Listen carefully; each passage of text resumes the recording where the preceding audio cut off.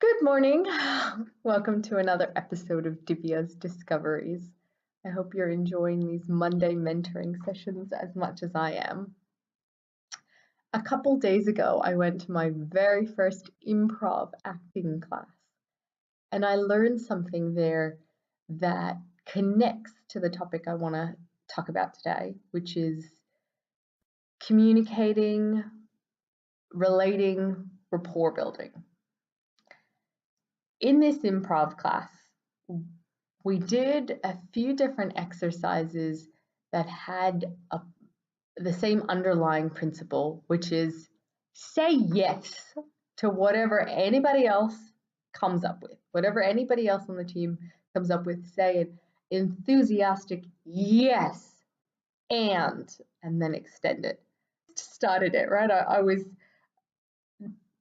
I noticed that I was staying in the realm of what's true for me and plausible, and it wasn't as much fun or funny as compared to another scene with another partner where I just enthusiastically agreed with whatever it was. That we were talking about dissecting rat brains. It was yeah, and then turning them into pasta, and that's part of what made the more absurd it was, is the funnier it was. We're just going with whatever came out. And I reflected on a scene that occurred in my life earlier this week where I met someone who I had quite a strong connection with, and yet he had a bit of a story around not being able to relate to people without stories. It's a storyteller, you see. So in his map, in his worldview, connecting and relating happens through stories. Stories are the vehicle to foster those things. Whereas in my experience, we can't actually really connect with someone if we're in story. It's only when we release stories and we're willing to just be present with them, to be present in ourselves and our bodies and our beings, that we can actually connect to them. So releasing both our story and any story of who we think that they are.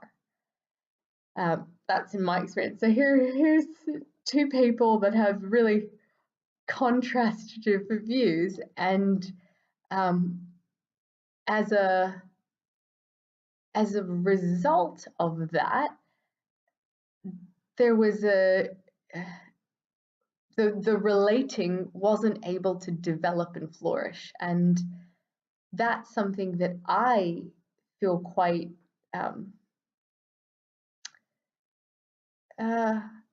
affected by, because I know that in that particular context, I didn't join as well or as effectively. Imagine what may have happened if I said yes, and what happens when we be without stories. So in NLP, this is in neurolinguistic programming. This is known as pacing someone, and so joining them where they are, basically meeting someone where they are.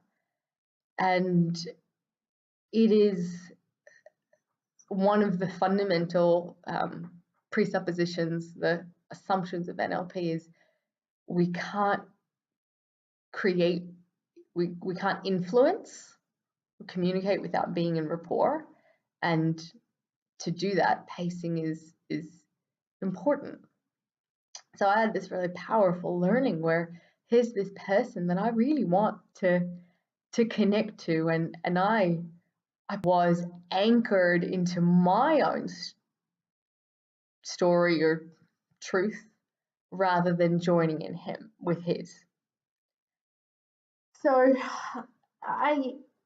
I'm inviting you to consider, how can you be gracious with others when they're sharing their experiences.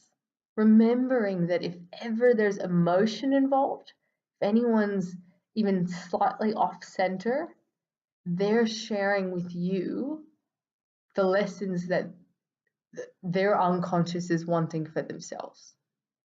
So how can you be gracious with them while they do that? And